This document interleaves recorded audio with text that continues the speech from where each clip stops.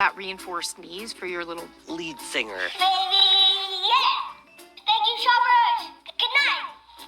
We'll pay for that. Documents: the victim was found dead in the laundry room with 40 stab wounds. In court, the suspect made no comments, and a judge found probable cause for murder.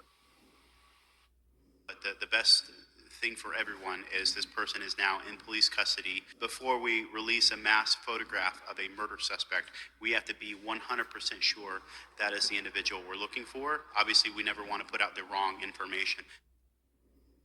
SPD says Leahy was familiar with the University of Washington's campus as a former student. On Monday, when I spoke to the police, they didn't have a motive for the crime and still don't. According to court documents, another student reported a man, possibly the suspect, following her around the apartment complex before the alleged attack on Juniper Blessing. And we should learn about a charging decision this coming Monday, as the case has been fully referred to the King County Prosecuting Attorney's Office. We're live near the University of Washington. Ranji Sinha, Kiro 7 News. All right, thank you, Ranji. The Covington man in this viral video is free this morning after appearing in federal court in the last 24 hours. He faces charges of violating both the Endangered Species Act and the Marine Mammal Protection Act. Prosecutors say Igor Litvinchuk took a large rock and hurled it at an endangered seal's head in Hawaii. The rock narrowly missed the monk seal. Witnesses say the seal wasn't aggressive, and when they told the man they had reported him, he allegedly said he didn't care and was rich enough to pay any fines. In court, the judge released the 38-year-old with his next appearance scheduled in Hawaii later this month.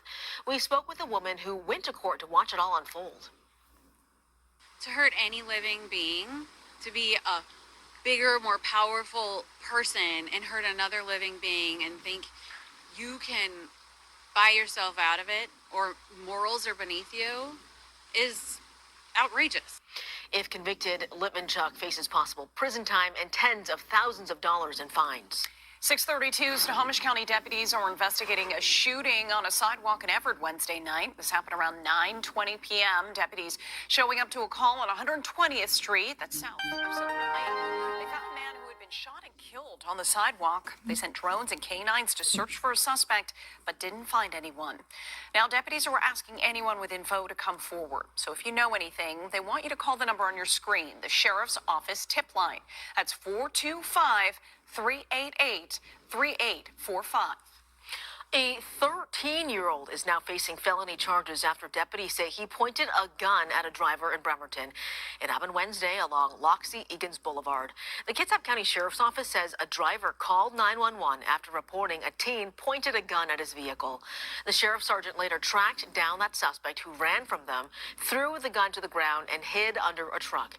Deputies say that gun was stolen and unloaded. The 13-year-old was arrested for having a stolen firearm, among other charges. Wenatchee police say they solved a homicide case that went cold for almost 40 years. On May 14th, 1986, officers found 35-year-old Kiro dead. Investigators determined she was killed in a violent assault. Despite years of interviews, forensic testing, and following leads, no suspect was ever identified. But that changed after the case was reopened in 2023. Advances in genealogy helped investigators identify the suspect as Henry Leland.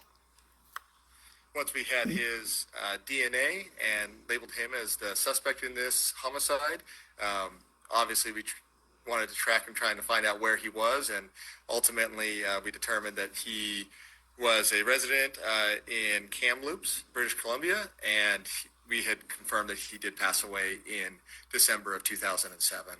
Investigators say there's no evidence anyone else was involved and have closed the case, thanking Trykoff's family for never giving up in their decades-long search for answers. In Snohomish County, a cold case investigation finally comes to an end. A man will spend the rest of his life in prison for killing two women in the 1980s. 68-year-old Michael Gaff was sentenced to a minimum of 50 years by a Snohomish County Superior Court judge for the murders of Susan Vesey and Judy Weaver. Detectives were able to collect his DNA in 2024 after pretending to work for a chewing gum company, going door to door to test flavors. When Gaff spat out his gum, they collected the evidence. Gaff was arrested last May. Well, if you live in Pierce County, mark your calendars. A county-wide burn ban goes into effect June 1st. As summer weather arrives, wildfire risk goes up. The Pierce County Fire Marshal is reminding people it only takes a single spark to set off a massive fire that can put lives and homes in danger.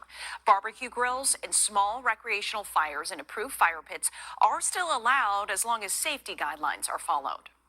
6:35, while today might be a little chilly, the summer boating months are almost here. And today is Water Safety Day in Washington. And parks officials want you and your family, of course, to be as safe as possible this summer. Kiro 7's Brooke Griffin is live at Stanley Sayers Park. Brooke, safety experts say things can go wrong quickly while on the water. Yeah, truly in the blink of an eye, really. Those experts tell us that there were 26 boating fatalities out on the water last year across Washington, and 75% of those people were not wearing a life jacket. You can see, very recommended here. But if you're wanting to get out on the lake this summer, you really just need to be prepared. Today is Water Safety Day here in Washington, and next week is National Water Safety Week. State parks officials say signing up for swim lessons is a good way to make sure that you're prepared and comfortable for most water situations. They also want everyone to wear a life jacket, whether you're on a boat, paddleboard, or anything else. Cold water danger is also a big topic this time of year. Parks officials say it's easy to forget that Washington waterways take a really long time to warm up. Cold water shock is a real thing, and so we see that a lot, especially this time of year. People are itching to get out. The big dark just ended, right? They see the sun and they want to jump in the water. He says today 40,000 kids across Washington will get a water safety education course from their teachers. And over the past few years, SINDAC tells us that they've given away 39,000 life jackets. Keep in mind, state law requires everybody to have one life jacket per person and a whistle while out on the water. Even if you're just on a paddleboard or in a kayak, it is still mandatory. But at many beaches, the state parks department and sometimes city parks department, they have life jackets available for you. Sometimes they're in a little, on a sign or maybe in a little shed or in a hut, but they do have them for people to borrow. If you need one, take a look around your favorite beach. They might have those there for you. Live in Seattle, Brooke Griffin, Kiro 7 News. Thanks so much, Brooke. 6:37. We're checking weather and traffic every 10 minutes. Let's go to Kiro 7 pinpoint meteorologist Nick Allard. Nick, you've been talking about the importance of having one of those life jackets. It's so important. And if you're going to be stubborn like someone I know who I didn't mention last hour was my brother-in-law, who likes to put the life jacket on the paddleboard and not wear it, well, you could wear something like this. It's slick. It's more expensive, yes, but it's one of those you can quite literally pull because it has a CO2 canister in it. So there are options if you don't want to wear something cumbersome and bulky. But also remember that every adult in the boat has to have a life jacket available, even if you're not wearing it. But if you get stopped by the sheriff or the Coast Guard, you have to prove there's a life jacket for everybody in the boat, and then all the time the kids have to wear it. And this is why. It's not warm. I mean, I did see at one point Lake Washington get to the 60s, but Lake Tapps is ranging from the 40s and 50s. The Puget Sound is as well. I mean, it's really not warm. And it might make you think twice, because Tuesday we hit 82. So you're thinking, okay, the water's going to start warming up. Well, number one, it's not, for multiple reasons. One of them being, look at the high today, 53. It's just not enough energy. The water, and I'm posting an article online here about this soon, the water takes so much more specific energy to heat up and cool off. So you're actually going to find the warmest water temperatures in August and September. It just takes a while. Your Tulalip Resort Casino camera is just soggy. But then if you go out to SEA, it's dry, no measurable rain here. You can see on your pinpoint storm tracker a few showers around Grand Mound, Rainier, Tenino. Out the coast, yes, but then, of course, the Puget Sound convergence zone. So where else are we going to see them? Well, the only real place is the convergence zone for the next hour or two. But watch by, say, 7 through midday. On your pinpoint future track, you see rain increasing. And from noon through 5, then it starts to taper. But the story doesn't end here, because that's just showing you rain for about half the day. There will be some breezy conditions we got to cover, and how the breezy conditions may lead to an increased chance for a few places to see thunderstorms, not only today but this weekend. So make sure you get that Kiro 7 weather app to keep the story going on your phone, and I'll be back in 10 minutes to get you ready. 6:39, real-time traffic with Paola, Tristan, and Aruda. Yeah, I was watching a crash on 167 northbound near West Valley Highway in the Sumner area. Within the last few minutes, it has cleared up, so it was blocking off that left HOV lane. Now it seems like traffic is back to normal, but expect plenty of delays heading out there. You can see it right here. Speeds in the area, not terrible, 44 miles per hour, but just before and even a little bit closer to that crash, it's still fairly slow moving. And then you have just your typical traffic heading up I-5 northbound just past Federal Way.